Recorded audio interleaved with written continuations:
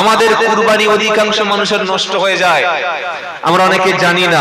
একটা মাসআলা শিখে রাখেন, হয়তো কোনো আলেমরা বলেছে বা ইমাম সাহেব বলেছে হয়তো জুমার দিন। সামনে কুরবানি এসে গেছে, কুরবানির সুন্নাত তরিকা হলো যার পশু সেই নিজেই কি করবে? খাবে, তাই তো? সেই নিজেই জবাই করবে। আমাদের হাতে ছুরি দিলে যে কোন দিক থেকে লেজ কাটবো না গলা কাটবো আমরা নিজেই জানি। কি বুঝলেন? নিয়ম হলো পশুর মাথা থাকবে দক্ষিণ দিকে, পশুর পা থাকবে পিছন থাকবে উত্তর দিকে, পশুর পা থাকবে কিবলার দিকে, আর যিনি জবাই করবেন তিনি বিসমিল্লাহি আল্লাহু আকবার বলে আল্লাহর নাম নিয়ে তিনি জবাই করবেন। আমরা কি বলি? আমার নানার নামে, দাদির নামে, চাচির নামে, মরা শ্বশুরের নামে, মৃত দাদি শ্বশুরের নামে, মরা আত্মীয়র নামে কুরবানি হয়। একমাত্র আল্লাহ ছাড়া পৃথিবীতে কারোর নামে কুরবানি করা জায়েজ নয়, হারাম। বললে হুজুর তাহলে আপনি ঠিক বক্তব্য করছেন? আলেমদের জিজ্ঞাসা করুন। হ্যাঁ, আপনি বলতে পারেন যে আমার আব্বা বা মা বা দাদা দাদি যারা মারা গেছে তাদের পক্ষ থেকে আমি কুরবানি করছি, এটা বলা যায়। কিন্তু কুরবানির নাম হবে শুধুমাত্র কার জন্য? আল্লাহর নামে। আল্লাহ ছাড়া কারোর নামে পশু কুরবানি করা জায়েজ না। দাদার পক্ষ থেকে, মায়ের পক্ষ থেকে, ভাইয়ের পক্ষ থেকে কুরবানি করলাম, সে জিনিসটা আলাদা। কিন্তু কুরবানি যখন নাম বলবেন তখন বলবেন আল্লাহর নামে, এই পরিবারের নাম, এদের নাম দিয়েছি, তবে এদের পক্ষ থেকে এদের জন্যই আল্লাহর নামে কুরবানি করছি। কথা ক্লিয়ার? মনে থাকবে ইনশাআল্লাহ। আমাদের কুরবানি অধিকাংশ মানুষের নষ্ট হয়ে যায়, আমরা অনেকে জানি না। একটা মাসআলা শিখে রাখেন, হয়তো কোনো আলেমরা বলেছে বা ইমাম সাহেব বলেছে হয়তো জুমার দিন। সেটা কি? একটা বড় গরু কিনলেন বা বড় মহিষ কিনলেন 60,000 টাকা দিয়ে। সেলিম আর আব্দুল কাইয়ুম দুজনে ভাগী, 30-30 করে দিয়ে 60,000 টাকার দামি একটা কুরবানি দেবে। সেলিমের নিয়ত ছিল, ছেলেরা সবসময় বলছে আব্বা এ বছর দেবে না, এ বছর দেবে না, বড় গরু দেবে যেন গোশ বেশি হয়। সেলিমের নিয়ত ছিল মাংস খাবো। কি খাবো বলুন? যত বেশি ওজন হবে মাংসের পার্সেন্টেজটা তত বেশি হবে। আর আব্দুল কাইয়ুম ভাইয়ের নিয়ত ছিল ও শুধু আল্লাহর খুশির জন্য, আল্লাহর রাজির জন্য কুরবানি করে। একজনের নিয়ত হলো মাংস খাবো, আর একজনের নিয়ত হলো আল্লাহ রাজি খুশির জন্য। দুজনের নিয়ত পার্থক্য হয়েছে না হয় নাই? হয়েছে। আর বুখারীর হাদিসে আমরা কি শুনেছি আলেমদের কাছে? ইন্নামাল আ'মালু বিন্নিয়াহ, প্রত্যেকটি আমল কাজ নির্ভর করে নিয়তের উপরে।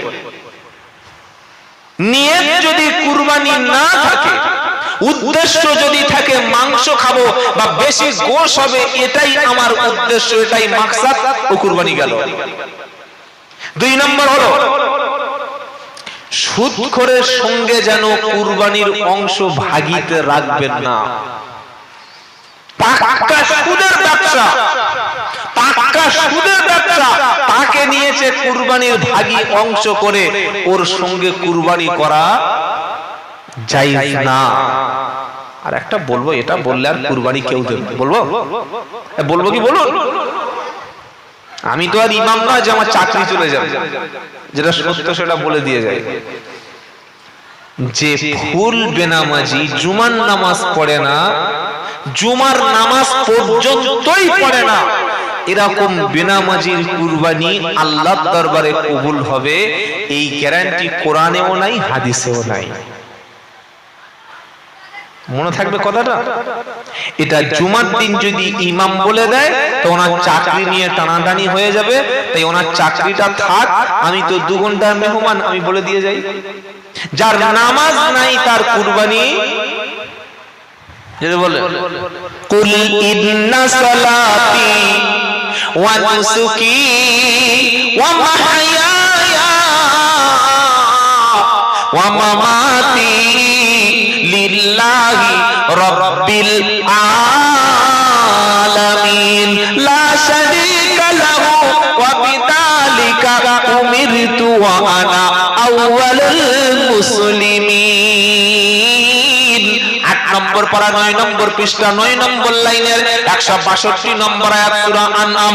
আল্লাহ বলছেন বলো কুল ইন্না সালাতি, নিশ্চয়ই আমার নামাজ, ওয়া নুসুকি, নিশ্চয়ই আমার কুরবানি, ওয়া মাহইয়ায়া, আমার জীবন, আমার হায়াত, ওয়া মামাতি, আমার মউত, সবটুকু আল্লাহর জন্য। মনে থাকবে ইনশাআল্লাহ। আগে নামাজ পড়ুন, তবে কুরবানি দেবেন। হাটে গিয়ে, বাজারে গিয়ে যখন আমরা পশু কিনতে যাই, শিং ভাঙা মাল দেখে নিই। একটা সিং আছে আর একটা সিং গেছে, কুরবানি দিই ওই মাল। আরে হ্যাঁ বলেন না, সিং ভাঙা মালে কুরবানি হয় না, লেজ পুরো কেটে পড়ে গেছে ও মাল। জোরে বলেন। তিনটে ঠ্যাং স্ট্রং আছে, আর একটা ঠ্যাঙের উপরে ভর দিলেই উল্টে যাবে, এরকম খোঁড়া পশুতে কুরবানি হবে না। একটা চোখ পুরো কানা দেখতে পায় না, ওতেও কুরবানি সহি হবে না। মুখের মধ্যে একটাও দাঁত নাই, সব পড়ে গেছে, ফোকরা মাল, ওতেও কুরবানি চলে না। কুরবানি যখন আমরা করি একদম টাটকা দেখে, শিং আছে ভালো, চর্বি আছে ভালো, পশম আছে ভালো, কান আছে ভালো, লেজ আছে ভালো, স্ট্রং মাল দেখে কুরবানি করি। খোঁড়া জিনিস, পচা জিনিস, ভাঙা জিনিস, কানা জিনিস, শিং ভাঙা, কান ছেঁড়া, এ মাল কুরবানি যেমন চলে না।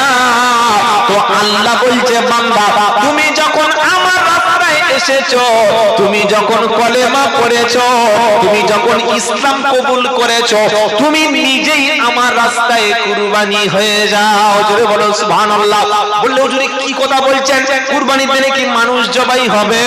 কোরআন শোনাচ্ছে ইন্নাল্লাহা আশতারা মিনাল মুমিনিনা আনফুসাহুম ওয়া আমওয়ালাহুম বিআন্না লাহুমুল জান্নাহ ইউকাতিলুনা ফি সাবিলিল্লাহি ফায়াকতুলুনা ওয়া ইউকতালুন ওয়া'দান আলাইহি হাক্কান ফিত তাওরাতি ওয়াল ইনজিলি ওয়াল কুরআন।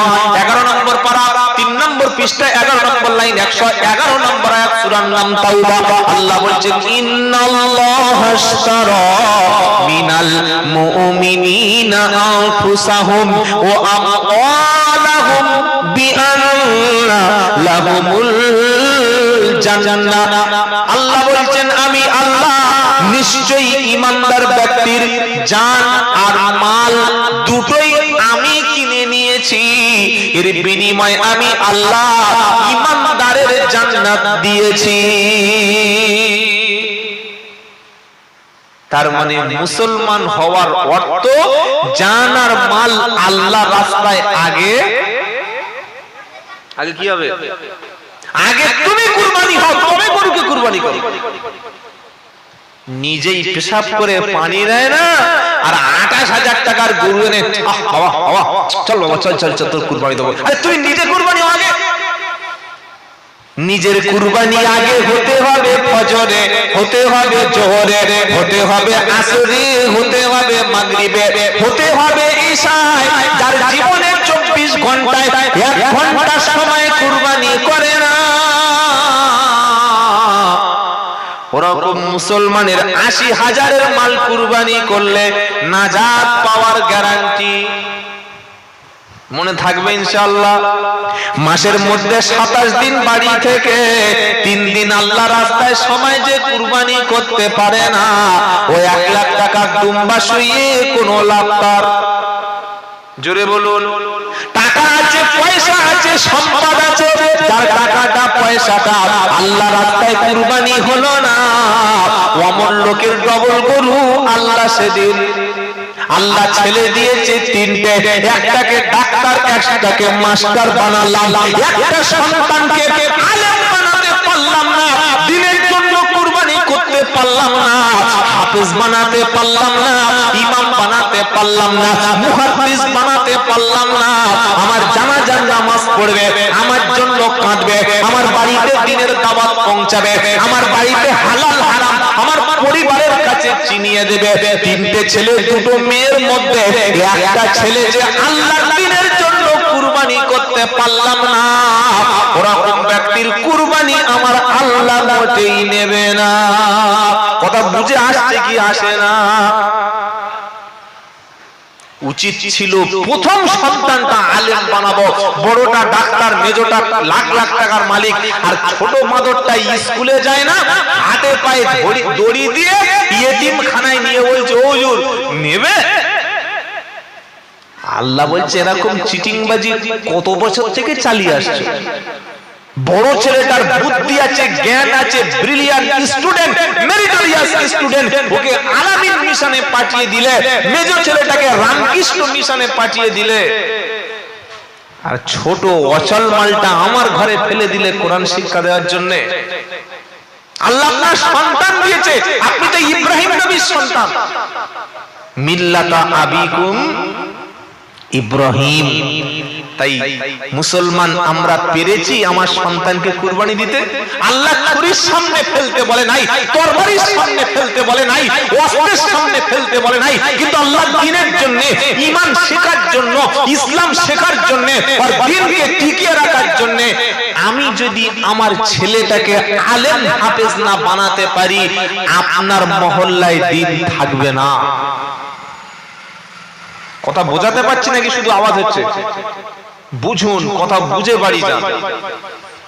তাই যেটা হয়ে গেছে ওটা ছেড়ে দিন।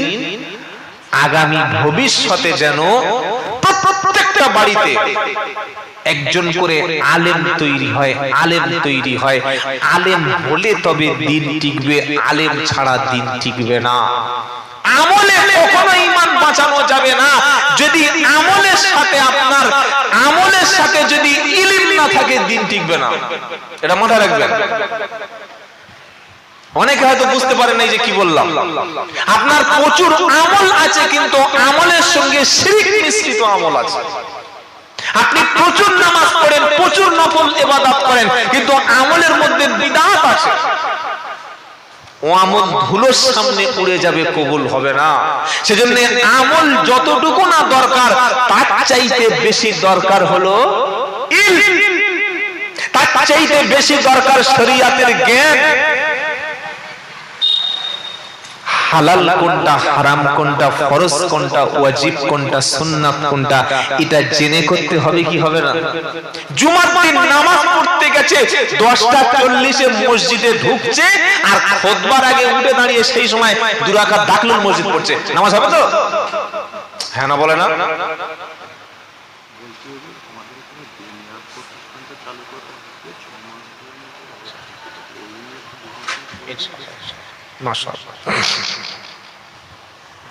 মসজিদে জুমার দিন কখন গেছে? 10:30। আর খুতবার আগে ইমামের বয়ান শেষ হয়ে গেছে, ও সময় ফুট করে উঠে 2 রাকাত সুন্নাত পড়ছে। ইমাম সাহেব বলছে বাবা কিসের নামাজ পড়লে? বলে দাখিলুল মসজিদ, দুখুলুল মসজিদ। বলে মসজিদে তুমি দাখিল হলে কখন আর নামাজটা চালাচ্ছ কখন? ঈমান আছে, আমল আছে, কিন্তু ইলম নাই। কথা ভাবুন। নবী বললেন ইদা দাখালা আহাদাকুমুল মাসাজিদ ফালা ইয়াজলিস হাত্তা ইউসাল্লি রাকাতাইন। তুমি মসজিদে প্রবেশ করে বসবে না। এটা আমি এক্ষুনি বসে বসে বানালাম, তাই তো? হ্যাঁ না বলে না? তোমরা মসজিদে প্রবেশ করে বসবে না কতক্ষণ পর্যন্ত? হাত্তা ইউসাল্লি রাকাতাইন, যতক্ষণ 2 রাকাত নামাজ পড়বে না ততক্ষণ মসজিদে প্রবেশ করে বসবে না। 11টার সময় মসজিদে গেল, গল্প হলো, বিভিন্ন রকমের কথা হলো, ইমামের বক্তব্য বয়ান শেষ হলো, এবার উঠে 2 রাকাত নামাজ পড়ছে। কিসের নামাজ রে ভাই? বললে এটা দুখুলুল মসজিদ। মসজিদে ঢুকলে 11টায়, চালাচ্ছ 12:30। আধ ঘন্টা কথা বলে আসসালামু আলাইকুম। ফেরেশতা বলে কি কল হলো? প্রথম তো তোমার সালাম দেওয়া দরকার ছিল, ছিল কি ছিল না? আরে হ্যাঁ না বলেন না? আপনি নামাজ 4 রাকাত নামাজ পড়বেন ফজরে, 2 রাকাত সুন্নাত পড়েছে, এবার ওযু করে গিয়ে ফের 2 রাকাত পড়বেন, তাই যেটা সুন্নাত তো? হ্যাঁ না বলেন? আগে ওযু না আগে নামাজ? মসজিদে গিয়ে আগে 2 রাকাত নামাজ, ওযু করছেন বাড়িতে আর মসজিদে গিয়ে তাদের ওযু নামাজ পড়ছেন। মূর্খ কত রকমের হয় দেখেছেন? যখন ওযু করবেন তখন তাহিয়াতুল ওযু নামাজ মনে রাখবেন ইনশাআল্লাহ, আমল শিখুন। যখন ওযু করেছেন বাড়িতে ওযু করলেন করলে বাড়িতেই 2 রাকাত ওযুর নামাজ, মসজিদে ওযু করলে মসজিদে 2 রাকাত ওযুর নামাজ, যেখানে ওযু করেছেন ওই ওযু থেকে উঠেই 2 রাকাত ওযুর তাহিয়াতুল ওযুর নামাজ। সকাল 10টায় ওযু করে গোসল করে মসজিদে গেছে আর 12:30টায় খুতবার আগে তাহিয়াতুল ওযুর নামাজ পড়ছে, একদম গুছিয়ে গুছিয়ে পড়ছে। নামাজ হচ্ছে কিন্তু সুন্নাত আদায় হচ্ছে না। এজন্য ইলম লাগবে, এজন্য ইলম লাগবে। বিয়ে করা সুন্নাত পাগলে জানে, কিন্তু বিবিকে পর্দায় রাখা ফরজ এটা মুসলমান মানেই না। মানে না, তার ইলম নাই, জ্ঞান নাই বলে। তাই আপনাদের মসজিদে আমি এসেছিলাম মনে হয় বছর 2 আগে, প্রচন্ড ঠান্ডা ছিল ওই ছাদের উপরে, তখন মসজিদ অতটা ডেভেলপ হয়নি। এখন তো বিশাল, নামাজ পড়লাম এসে জান ভরে গেল, আলহামদুলিল্লাহ। মসজিদ সুন্দর বানাবো না মহল্লা সুন্দর বানাবো, কোনটা একটু উত্তর দিন প্লিজ, উত্তর দিন। মহল্লা সুন্দর হবে কি করে? প্রত্যেকটা পাড়ার ছেলেদের মধ্যে যখন দিন তৈরি হবে। আমার ছেলে ক্লাস মাধ্যমিক পরীক্ষা দেওয়ার সাথে সাথে ইমাম যদি 3 মাস মসজিদে না থাকে, নামাজ জামাত নামাজ পড়ানো বন্ধ, জোরে বলেন, হবে না। ইমাম যদি কোনোদিন অসুস্থ হয়ে ফজরে বাড়ি থেকে আসতে না পারে, আমার মাধ্যমিক পাস ছেলেটা মসজিদে নামাজ চালিয়ে দেবে, নামাজে দাঁড়িয়ে যাবে। এই ট্রেনিংটার নাম হলো মুনাজ্জাম মক্তব, যেটা আমি হাওড়াতে দেখেছি, হুগলিতে অনেক জায়গায় দেখেছি, আর আপনাদের মসজিদেও চালু হয়েছে না হয় না? জোরে বলেন। প্রত্যেকটা মহল্লার মুসলমানদের উপরে ফরজ। শুনে রাখুন মুসলমান, কান খুলে, আপনার ছেলেটা মদখোর হবে না নামাজি হবে, সুদখোর হবে না জেনাখোর হবে, এটা আপনি ঠিক করবেন। আপনি যেভাবে চালাবেন সে সেভাবে চলবে। প্রত্যেকটা ছেলেকে আসর বা মাগরিব বা যে টাইমে মক্তব চলে, মা যারা এসেছেন, বাপ যারা এসেছেন, গার্জিয়ান অভিভাবক যারা এসেছেন, ফরজ দায়িত্ব মনে করে আপনি দিয়ে আসবেন, আবার আপনি মসজিদ থেকে নিয়ে আসবেন। আপনার ছেলে কোরআন পড়ছে, নামাজ পড়ছে, সুন্নাহ অনুযায়ী চলছে কিনা, কাদের সঙ্গে মিশছে, মদখোরের সঙ্গে চলছে না, ফ্রি ফায়ার ওয়ালা ছেলেদের সঙ্গে চলছে না, গাঁজাখোরদের সঙ্গে চলছে, এটা আপনার বুঝে হিসাব করে নিতে হবে। নেব ইনশাআল্লাহ, ইনশাআল্লাহ বলি। বক্তব্য কিছু বুঝুন, সারা জীবন শুনেছেন কিন্তু বোঝাতে আমরা পারিনি, কারণ আমরা বাঙালিরা সুর শুনতে পছন্দ করি। বড় পীর আব্দুল কাদের জিলানী বাবা একদিন তার বাড়িতে ফকির সাহেব এলো, তিনি মায়ের পেটের মধ্যে ছিল। ফকির সাহেব এসে মাকে বলল, মা দুটো ভিক্ষা দাও। ওই সময় বড় পীরের মা বাড়িতে আছে, বাপটার বাড়িতে নাই। বড় পীর আব্দুল কাদের জিলানী তখন মায়ের পেটে 8 মেসে। তুমি গিয়ে ইউএসজি করে দেখে এসেছিলে, তোমার বাপ গিয়েছিল ছাগল বক্তব্য করতে এসেছে, 8 মাস বলে দিল। বড় পীর মায়ের পেটে আব্দুল কাদের জিলানী 8 মাস। ওই সময় ফকির বড় পীরের মাকে বললে, দুটো ভিক্ষা দাও। উনি 1 বাটি চাল নিয়ে যখন ফকিরকে দিতে গেছে, ফকির ছিল লম্পট, ফকির ছিল লুচ্চা।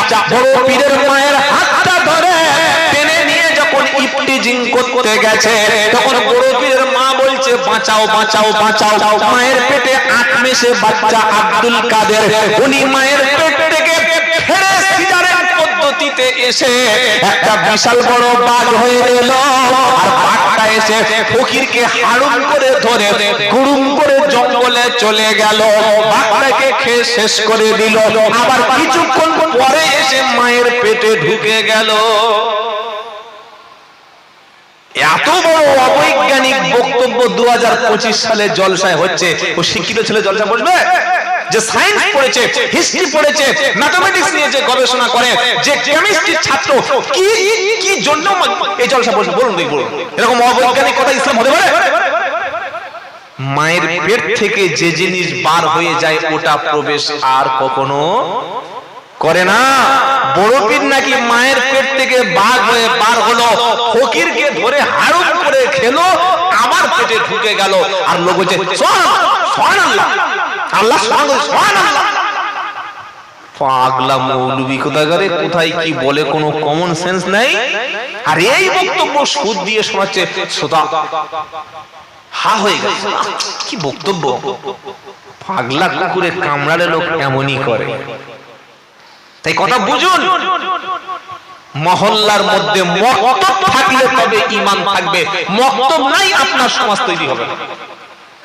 আমি সব জায়গায় বলে আসি, বর্ধমান, পুরুলিয়া, বাঁকুড়া, বীরভূম, মুর্শিদাবাদ, মেদিনীপুর, হাওড়া, হুগলি, দিনাজপুর, শিলিগুড়ি, জলপাইগুড়ি, আসাম, ত্রিপুরা, উড়িষ্যা, ঝাড়খণ্ড বলে এসেছি, ভাই 30 লাখ টাকার মসজিদ করেছো, মসজিদে মক্তব চলছে না, টাইলস মসজিদের খুলে বিক্রি করো, এসিটা খুলে বিক্রি করো, ফ্যান খুলে বিক্রি করো, মসজিদে সব খুলে বিক্রি করে 3-4টে মসজিদে আলেম রাখো, প্রত্যেকটা বাচ্চাকে, নার্সারির বাচ্চাকে তুলে তুলে মক্তবে বসিয়ে কোরআন শিক্ষা দাও, দ্বীন শিক্ষা দাও, ইসলাম শিক্ষা দাও, হালাল হারাম শিক্ষা দাও, জায়েজ না জায়েজ শিক্ষা দাও। তারা বলে আমার মতো বক্তাকে 10,000, 20,000, 20,000 টাকা দিয়ে অ্যাডভান্স করে এনে 3 ঘন্টায় সমাজ পরিবর্তন সম্ভব না হবে।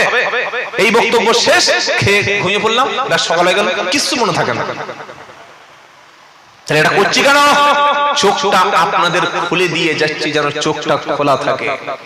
তাই পা দুটো ধরে বলছি, ভাই আপনাদের মসজিদে মায়েদের বলছি, যারা শুনছেন আমার কথা, প্রত্যেক দিন বাচ্চাকে টুপি পরিয়ে, ছোট্ট মেয়েকে হিজাব পরিয়ে আসর নামাজের পরে বা যে টাইমে মক্তবে পড়ায় ওই টাইমে আপনার বাচ্চাটা যেন কোরআনের কাছাকাছি আসে। আর হাসরের ময়দানে আল্লাহ আপনাকে কোরআনের তেলাওয়াতকারীর মা হিসাবে আল্লাহ জান্নাতের ব্যবস্থা করে দেবে। জোরে বলুন, মনে থাকবে ইনশাআল্লাহ। এই বাবা কথা মনে থাকবে ইনশাআল্লাহ। যদি করতে পারে, যদি করতে পারি, কিয়ামতের দিন এই ছেলে এই মেয়ে বলবে, আল্লাহ আমার বাপ আর মা কোন দিকে গেল বলো। আল্লাহ সেদিন বলবেন, আমার বান্দা যারা আমার ঘরে এসেছো, আমার কোরআন পড়েছো, তোমরা জান্নাতে চলে যাও। সুবহানাল্লাহ বলবেন না? কোরআন শোনাচ্ছে, ইয়া ইবাদিলা খাউফুন আলাইকুমুল ইয়াওমা ওয়ালা আনতুম তাহজানুন আল্লাযী